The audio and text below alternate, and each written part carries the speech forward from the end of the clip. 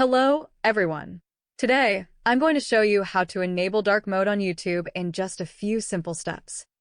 This option is perfect for those who want to reduce eye strain while watching videos, especially at night, or if you simply prefer a darker interface.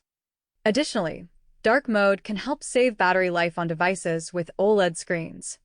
Now, let's go through the steps to activate this feature. First, open the YouTube app on your phone. Then, tap on your profile picture in the bottom right corner of the screen.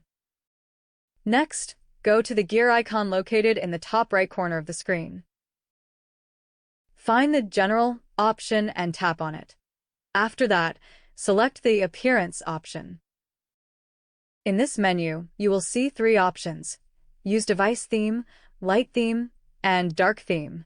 If you want to enable dark mode on your YouTube app, simply select the Dark Theme option. And that's it. You have successfully enabled dark mode on YouTube and can now enjoy a more comfortable, darker interface. Not only is it easier on the eyes, but it can also help save battery life on your device.